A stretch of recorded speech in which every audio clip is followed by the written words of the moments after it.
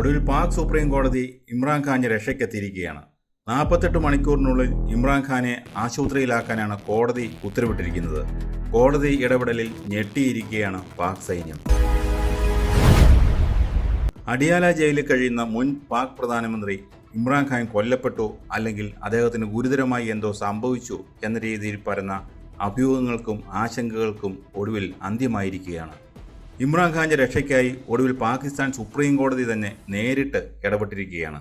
അദ്ദേഹത്തെ ജയിലിൽ നിന്ന് മാറ്റി ഇസ്ലാമാബാദിലെ പ്രമുഖ സ്വകാര്യ ആശുപത്രിയായ ഷിഫ ഇന്റർനാഷണലിൽ പ്രവേശിപ്പിക്കാൻ കോടതി ഉത്തരവിട്ടു. സർക്കാരിൻ്റെയും ജയിൽ അധികൃതരുടെയും കടുത്ത എതിർപ്പ് തള്ളിക്കൊണ്ടാണ് ജസ്റ്റിസ് ഷാഹിദ് വഹീദിന്റെ നേതൃത്വത്തിലുള്ള ബെഞ്ചിന്റെ ഈ ചരിത്രപരമായ ഇടപെടൽ. വരും മണിക്കൂറുകളിൽ ഇമ്രാനെ ആശുപത്രിയിലേക്ക് മാറ്റും. സെപ്റ്റംബർ 16 വരെ അവിടെ ചികിത്സയിൽ തുടരാം. 2023 ഓഗസ്റ്റ് മാസത്തിലാണ് അഴിമതി കേസുകൾ ചുമത്തി ഇമ്രാൻഖാനെ ഭരണകൂടം തടവിലാക്കുന്നത്. അന്നു മുതൽ പുറം ലോകവുമായി വലിയ ബന്ധമില്ലാതെയാണ് അദ്ദേഹം കഴിയുന്നത്. എന്നാൽ കഴിഞ്ഞ ഏതാനും മാസങ്ങളായി അദ്ദേഹത്തിൻ്റെ ആരോഗ്യനില വഷളാകുകയാണെന്ന് കുടുംബവും പാകിസ്ഥാൻ തെഹ്രീക്ക് ഇൻസാഫ് പാർട്ടിയും ആരോപിക്കുന്നുണ്ടായിരുന്നു. കണ്ണിലെ കാഴ്ച മങ്ങുന്ന ഗുരുതരമായ രോഗാവസ്ഥയും അമിത രക്തസമ്മർദ്ദവും നെഞ്ചിടിപ്പിലെ വ്യതിയാനങ്ങളും അദ്ദേഹത്തെ അലട്ടിയിരുന്നു. സർക്കാർ ആശുപത്രിയിലെ പരിശോധനകൾ മാത്രം പോരെന്നും സ്വന്തം ഡോക്ടർമാർ കാണണമെന്നും കുടുംബം ആവശ്യപ്പെട്ടെങ്കിലും ഭരണകൂടം അത് നിരന്തരം തടഞ്ഞു. മാസങ്ങളോളം ആരെയും കാണാൻ അനുവദിച്ചില്ല. ഇതോടെയാണ് ഇമ്രാൻഖാൻ ജീവനോടെയുണ്ടോ എന്ന ചോദ്യം സോഷ്യൽ മീഡിയയിലും പാകിസ്ഥാനിലെ തെരുവുകളിലും ഉയർന്നത്. നിലവിലെ ഷെഹ്ബാസ് ഷെരീഫ് സർക്കാരും പാകിസ്ഥാൻ സൈന്യവും ഇമ്രാൻഖാനെ രാഷ്ട്രീയമായി പൂർണ്ണമായും ഇല്ലാതാക്കാൻ ശ്രമിക്കുകയായിരുന്നു. ജയിലിനുള്ളിൽ അദ്ദേഹം ഏകാന്ത തടവിലായിരുന്നു. സർക്കാർ കോടതിയിൽ വാദിച്ചത് ഇമ്രാന്റെ കാഴ്ച സാധാരണ നിലയിലായെന്നും ആരോഗ്യ പ്രശ്നങ്ങൾ ഇല്ലെന്നുമായിരുന്നു. എന്നാൽ ഇമ്രാന്റെ സഹോദരിയും ഡോക്ടറുമായ അലീമ ഖാനും മറ്റു ബന്ധുക്കളും നൽകിയ ഹർജികൾ കോടതിക്ക് മുന്നിൽ കാര്യങ്ങൾ വ്യക്തമാക്കി.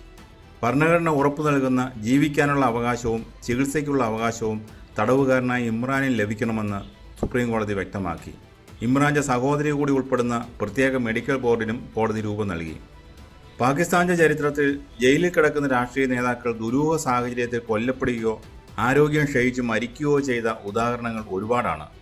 സുൽഫിക്കർ അലി ഭൂട്ടോയെ തൂക്കിലേറ്റിയ ചരിത്രമുള്ള നാട്ടിൽ ഇമ്രാൻഖാനും അതേ അവസ്ഥ വരുമോ എന്ന് അണികൾ ഭയന്നു. ഇമ്രാൻഖാന് എന്തെങ്കിലും സംഭവിച്ചിരുന്നെങ്കിൽ പാകിസ്ഥാനിൽ വീണ്ടും വലിയൊരു ആഭ്യന്തര കലാപം തന്നെ പൊട്ടിപ്പുറപ്പെടുമായിരുന്നു. അത് തടയാൻ കൂടിയാണ് സുപ്രീം കോടതി ഇപ്പോൾ കൃത്യസമയത്ത് ഇടപെട്ടിരിക്കുന്നത്. ആശുപത്രിയിലെ ചികിത്സയിലൂടെ ഇമ്രാൻഖാന്റെ ആരോഗ്യം മെച്ചപ്പെടും. അതുപോലെ തന്നെ അദ്ദേഹത്തിൻ്റെ യഥാർത്ഥ വിവരങ്ങൾ പുറത്തുവരും. അതേസമയം ഇമ്രാനെ സ്വകാര്യ ആശുപത്രിയിലേക്ക് മാറ്റുന്നത് തടയാൻ സർക്കാർ വീണ്ടും നിയമവഴികൾ തേടിയേക്കാം. ആശുപത്രിക്ക് പുറത്ത് പ്രതിഷേധങ്ങൾ ഉണ്ടാകരുതെന്ന് കോടതി കർശന നിർദ്ദേശം നൽകിയിട്ടുണ്ടെങ്കിലും ജനങ്ങൾ വലിയ തോതിൽ അങ്ങോട്ടേക്ക് ഒഴുകിയെത്താൻ സാധ്യതയുണ്ട്. ഇത് സർക്കാരിന് വലിയ തലവേദനയാകും. ചുരുക്കത്തിൽ രാഷ്ട്രീയ എതിരാളികൾ അടച്ചിട്ട അഡിയാല ജയിലിൻ്റെ മതിലുകൾക്ക് പുറത്തേക്ക് സുപ്രീം കോടതിയുടെ കരുതൽ വഴി ഇമ്രാൻഖാൻ എത്തുകയാണ്. ഈ നീക്കം പാകിസ്ഥാൻ രാഷ്ട്രീയത്തിൽ എന്തൊക്കെ മാറ്റങ്ങൾ കൊണ്ടുവരുമെന്ന് വരും ദിവസങ്ങളിൽ കാണാം.